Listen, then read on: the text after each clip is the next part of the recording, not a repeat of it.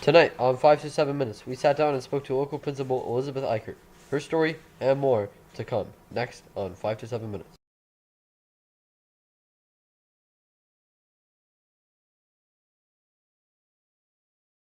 So you were a teacher for how long? For about 19 years. And when did you decide to go back to grad school to figure out to be a principal? About 4 years ago, I started thinking about it. And how did your teaching affect how you're being principal now?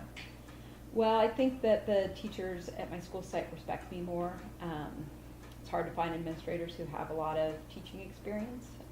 As well, I've taught everything kindergarten through 8th grade except for 4th. So I have a real developmental knowledge of students and a lot of information about pedagogy and how teaching practices and how those work. So that's really helped give perspective and support to the teachers. Mm-hmm. So leading on from that, a lot of administrators now seem to be a lot more focused on the administrative side of things rather than on the teaching side of things.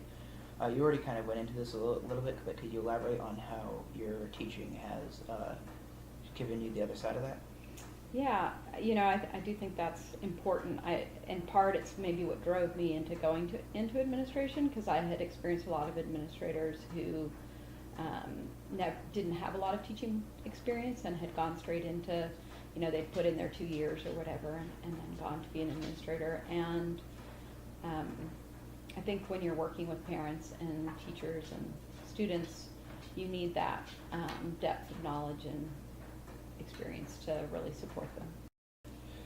Okay, so many principals are now more experienced in the administrative side of things rather than being invested in teaching the students. How has your experience affected your view on that spectrum? Well, I think that is actually what drove me into becoming an administrator.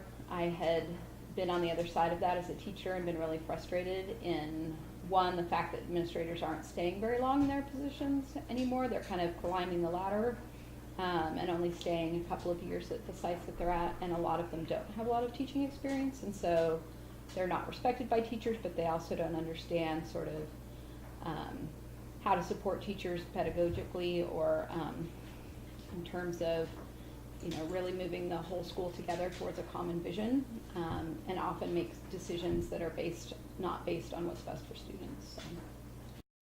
And so moving on from that, how was the transition from being a teacher into being a principal?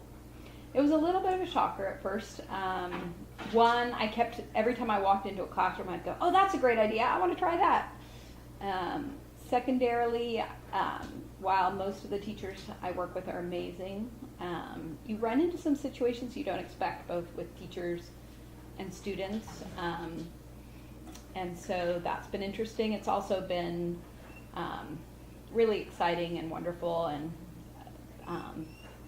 just some of it I expected, but some of it has been new. And I'm excited to see sort of over time how things develop, and once that ability to develop relationships. My day is much more full than I expected. I had hoped to be. I really believe in being in the classroom with teachers and students and getting around at recess and those kinds of things, but I'm often, my time gets taken up by some just key students or teachers that need support. Mm-hmm.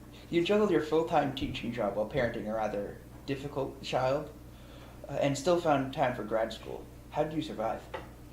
Well, thankfully that difficult child actually really supported me throughout my graduate program, and we just did homework together, and so that worked pretty well. I did choose an online program so that I could have time to be flexible, both because I had a lot of responsibilities at my old school site, as well as spending time with my son.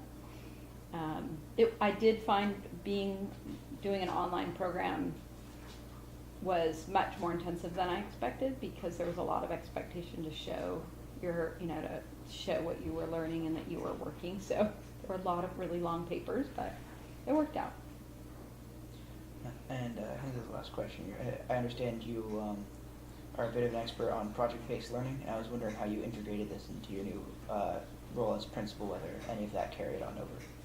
Yeah, I really lucked out in that the school site I moved to was just sort of beginning to work in that realm, and had just sort of set up, similar to the school that I had been for years and years, has a focus on arts and science, and it just started a STEM center at the school site. So I think it'll be exciting to see where that goes.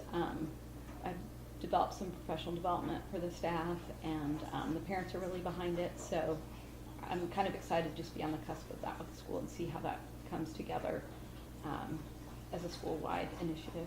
Yeah. All right, thank you for your time. All right. Thank you. Next time on 5 to 7 Minutes, we sit down with former R&B star Robert Kelly. What could possibly go wrong?